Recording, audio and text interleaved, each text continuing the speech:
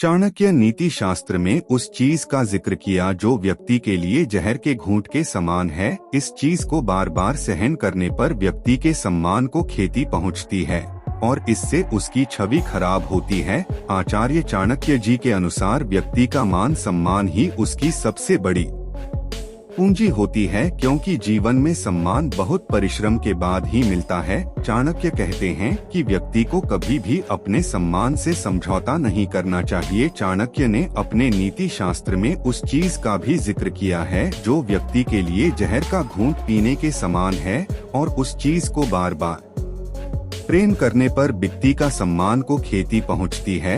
अगर आप भी इस चीज से परेशान हैं, तो आज हम आपको इस चीज का समाधान चाणक्य नीति शास्त्र से बताएंगे। हम आपको 100% गारंटीड देते हैं। इस वीडियो में अपमान जनित आपको हर समस्या का समाधान मिल जाएगा। अगर समाधान नहीं हुआ तो हमारे इस वीडियो को डिसलाइक कर दीजिएगा। बस आपको इस वीडियो को लास्ट तक ध्यान से देखना होगा। तो चलिए शुरू करते हैं। दोस्तों, यदि किसी ने आपके बारे में एक बार भी अपशब्द बोला हो तो पहले आप अपने आप से पूछ सकते हो कि वह ऐसा क्यों कर रहा है, और यह हो सकता है कि आप उस बात के लिए मन ही उनको से, लेकिन ऐसा करके आपके साथ पुराना हिसाब चुकता करते समय नया खाता खोल रहे हैं। जब वह पूर्व में दिए गए हिसाब को लौटाने आया तो आपने उसी स्टाफ को स्वीकार करने और जमा करने के बजाय उस व्यक्ति को कई बार कोर्स दिया। आप उसका बार बार अपमान कर रहे हैं, लेकिन फिर उसका एक भी अपमान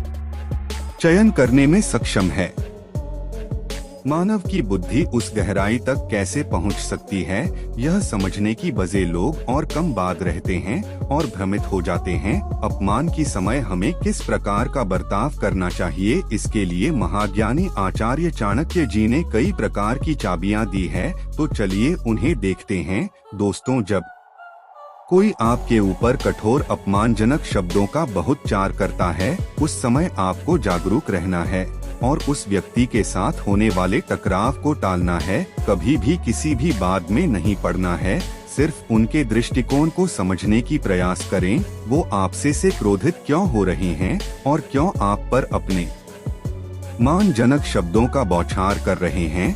जब आप उनके क्रोध का कारण जान जाएंगे, तब आप पूरे शांति से उस समस्या का समाधान ढूंढ पाएंगे। लेकिन उस व्यक्ति के पास जाने से पहले आप उनके गुस्से के साथ होने की प्रतीक्षा करें, तब उस व्यक्ति के सामने शांति से उस मामले पर चर्चा करेंगे और एक दूसरे को स्वीकार हो ऐसा समाधान लाइन। दोस्तों, जब कोई आप पर चिल्लाकर आपका अपमान करें और एक ही बात को बार बार बोले, उसका एक उपाय यह है कि आप यह पता लगाएं कि यह सब बातें कहने के पीछे उसका क्या उद्देश्य है। उनके शब्दों पर ध्यान न दें, यह पता लगाया कि वह क्या चाहता है और उसके अनुसार ही कार्य करें। दोस्तों, यह बात हमेशा याद रखना कि जब कोई आपका अपमान करें तो इस स्थिति में भावुक होने की बजाय आप शांत और सहज रहें। यदि उस समय आप कोई प्रतिक्रिया करते हैं तो आप बस आग में घी डाल रहे हैं। अंत में पूरा घर जल जाएगा और दोनों का ही नुकसान होगा।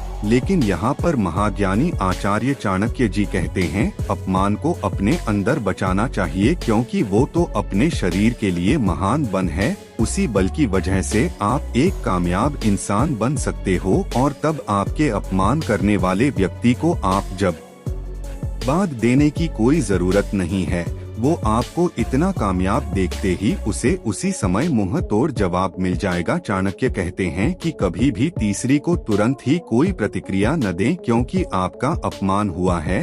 आपका पहला विचार तो यह होगा कि मैं भी सामने वालों को सुना होगा, लेकिन कभी मत करें। अपने अंदर उत्पन्न पुत्र को पहले स्टार्ट होने दें, फिर सामने वाले व्यक्ति के पास जाकर उसके सामने अपने दृष्टिकोण रखें, अपने विचार उन्हें बताएं और आपने ऐसा क्यों किया उसका स्पष्टीकरण करें। फिर यह हो सकता है कि वह उन चीजों को आपकी तरह देख पाएं। इस तरह ही अपमान का उत्तर देना है।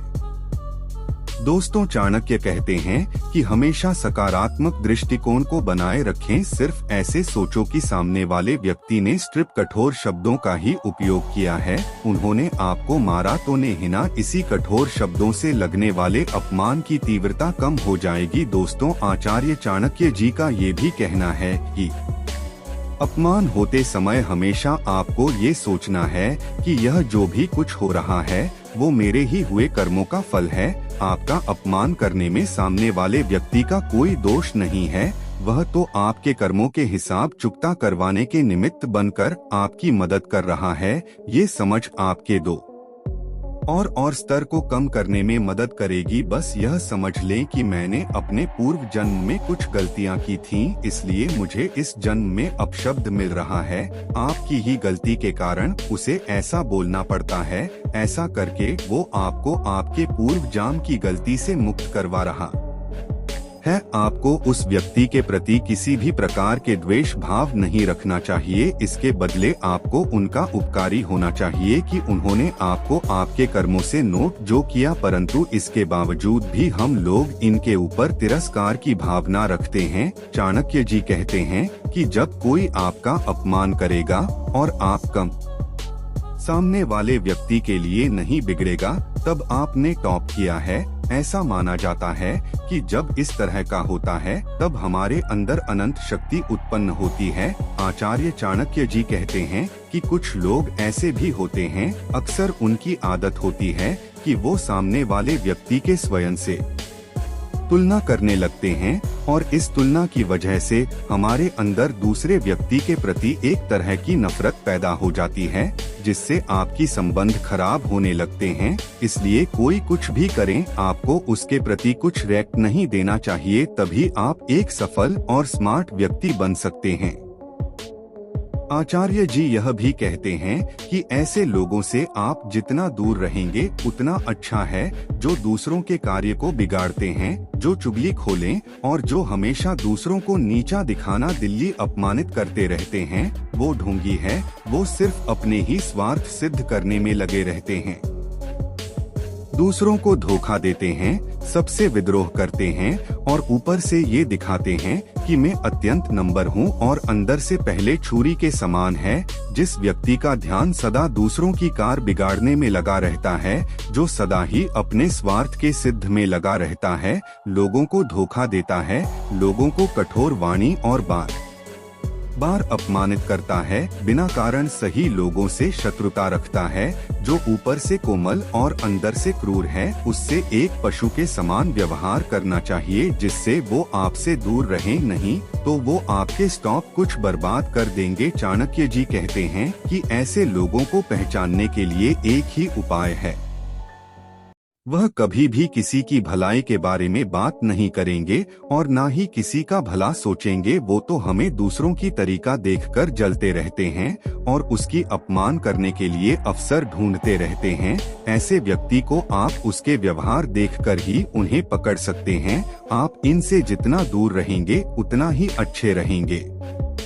और चाणक्य जी कहते हैं कि इस तरह की लोगों को कभी भी बदला नहीं जा सकता। जिस प्रकार नीम के वृक्ष में दूध और घी का जितना भी और अर्पण करने से कभी मिठास पैदा नहीं होती थी, उसी प्रकार दुर्जन बिकती थी। अनेक प्रकार से समझाने बुझाने पर भी सज्जन नहीं हो जाते हैं। जिस तरह कुछ शारीरिक क्रियाएं मनुष्य के नियंत्रण से बाहर होती है, इसी प्रकार लंबे अभ्यास के परिणामस्वरूप बड़े संस्कारों के कारण कुछ मानसिक क्रियाएं भी मनुष्य के बस से बाहर हो जाते हैं, जिससे सिगमंड फ्राइड ने अब चेतन मन कहा है। सज्जनता और दुष्टता का संबंध इसी मोनू स्तर पर बैठे मनुष्य के क्रियाओं को नियम सिद्ध करने वाले संस्कारों से है। इसीलिए जब तक वाहन परिवर्तन न हो कि स्त्री के मूल भाव को बदलना अत्यंत कठिन होता है। तो दोस्तों, अपना कीमती समय देने के लिए धन्यवाद। आज के लिए इतना ही। वीडियो अच्छा लगा हो तो उस तैयार सब्सक्राइब लाइक जरूर करें। फिर मिलेंगे अगले वीडियो में, तब तक के लिए